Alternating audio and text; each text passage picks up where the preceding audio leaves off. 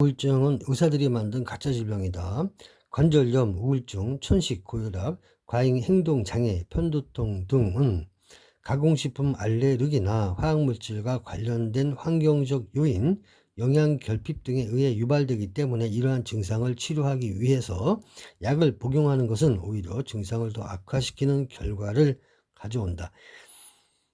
정신과 의사들은 진료받는 대부분의 사람들을 환자로 규정하고 마구잡이로 강독성 신경안정제인 항우울제를 처방한다. 또한 암페타민이라는 마약을 우울증 치료제로 처방하기도 한다. 항우울제의 부작용으로 자살과 폭력이 급증하는 문제를 일으키고 있다. 그리고 부작용으로 성기능장애, 심각한 금단 현상, 환각 및 각종 암을 일으키는 것으로 밝혀져 있다.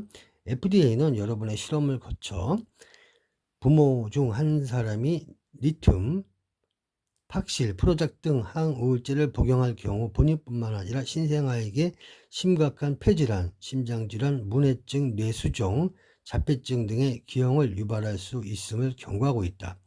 카이저 커머넌트 연구소의 연구에 의하면 프로작, 팍실, 리튬 같은 우울증 치료제를 복용할 경우 심각한 경련, 불면증, 망상, 두통, 비만, 신부전증, 턱뼈괴사, 발기부전증 등에 걸릴 우려가 있다고 경고하기도 했다.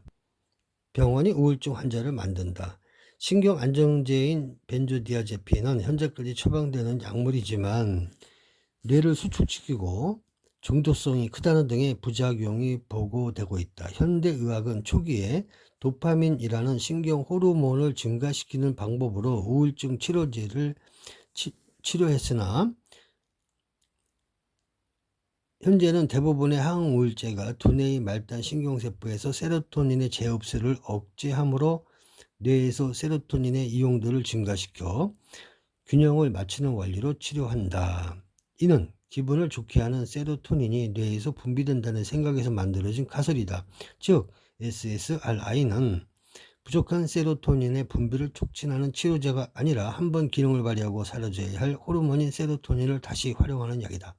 그러나 세로토닌은 95%가 장에서 만들어지는 호르몬이기 때문에 장 내부에 염증이 생겨 제 기능을 하지 못하면 세로토닌을 제대로 분비하지 못한다. 따라서 항우울증제를 복용하면 세로토닌이 장에서 제대로 분비되지 않아 구토설사, 식욕부진이 일어나는 까닭이 이 때문이다.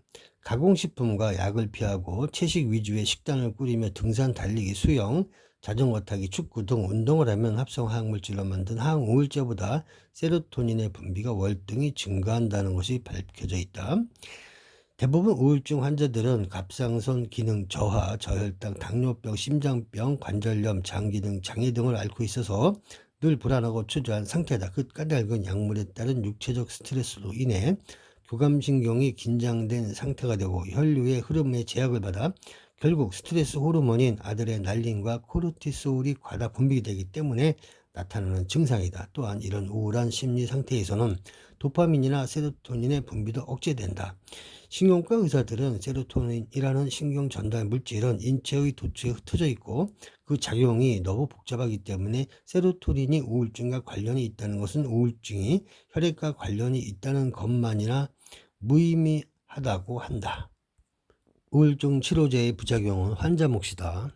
항우울제를 계속해서 복용하게 되면 체내에 서서히 축적되어 각종 암, 신부전, 간기능 저하, 뇌신경 장애 등의 원인으로 작용한다. 그리고 향정신성 의약품이므로 복용을 중단할 때 심각한 금단 현상을 겪는다. 항우울제를 복용하는 환자들이 그 부작용의 심각성을 느끼며 약을 중단하려고 할 때 금단 현상으로 많은 경우에 자살, 살인, 폭행, 방화 등의 폭력성이 나타나게 된다. 팍실을 복용한 환자들은 자살 충동, 폭력 행위, 성기능 장애, 비만 등의 부작용이 확인되었다. 그런데 중요한 사실은 우울증을 앓고 있는 환자의 60%가 성기능 장애와 불면증을 겪고 있는데 그중 43%에게서 우울증으로 인한 삶의 의욕 상실이 아니라 프로작과 팍실 등의 약물 부작용으로 발생한다는 것이다. 우울증 급증의 원인은 따로 있다.